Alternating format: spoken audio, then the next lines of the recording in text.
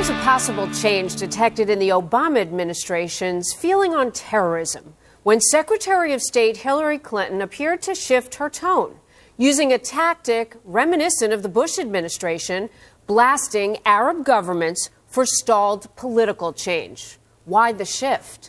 Let's ask New York Congressman Peter King, a Republican and the chairman now of the House Homeland Security Committee. Congressman King, good morning.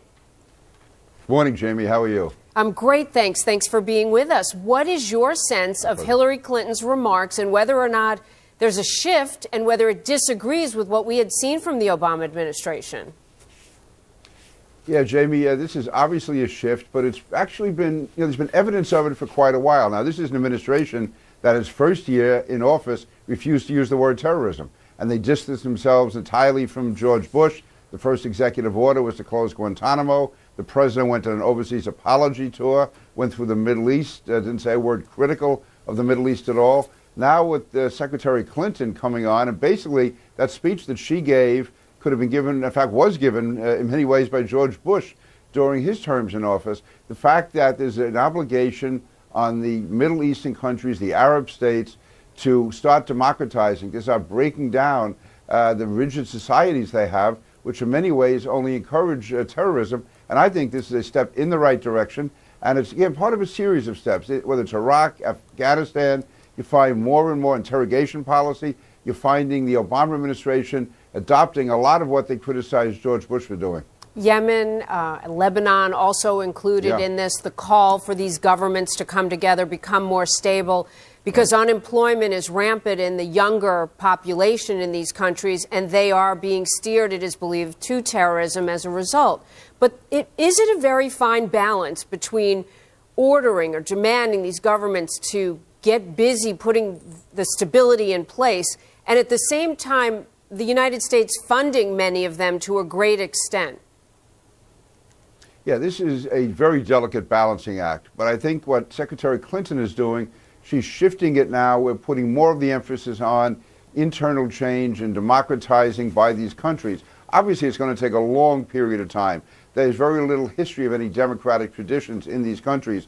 But she's sort of setting in motion. I think a good example is a country like Jordan, which obviously is not a full democracy, but it's made consistent moves toward democracy, toward allowing more women to get involved, and toward having more of an open society. It's still not where the United States would be, but again, it's a different culture, different tradition. But it's not every country's cup of tea. Our democracy isn't a good fit necessarily for these other countries. They have to still, would you say, figure out what democracy means to them, and we would like it to be good for us. What are the chances?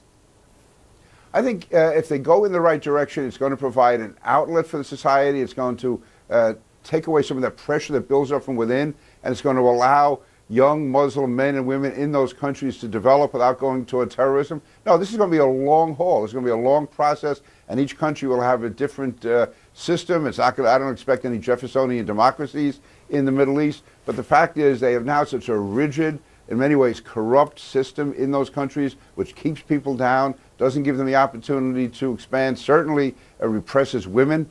And so if they just start moving in the right direction, even if it's a slow move, at least the fact they're moving toward what we consider a more open society is going to be a tremendous help. And it's, again, a significant break from where President Obama had been, and in many ways going back to what President Bush was advocating.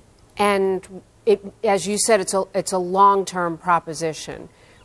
On your committee, I know you will be focused on domestic terrorism and radicalization right here on our shores. But what about these other countries, these Arab nations? What difference can your committee make under your leadership to help reduce the amount of young people or anybody in these countries from turning to terrorism and wanting to hurt the United States?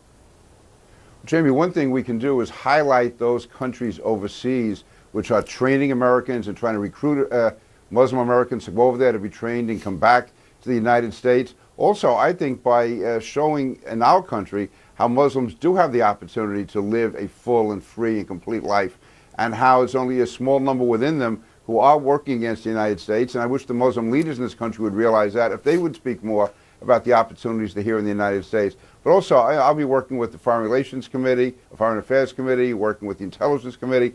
We have to get a concerted effort so that we can find people in these countries overseas who share our values and work with them. Certainly we'll be traveling over there and showing them what we're attempting to do here in the United States and trying to get their support and letting them know that in the end it's up to them. But they also can't count on endless support from the United States if they don't start going in the right direction. All right, a firmer position taken by the Secretary of State. Yours very clear, too. Thank you so much, Congressman Peter King. Good to see you today, sir. Jamie, thank you as always, Jamie.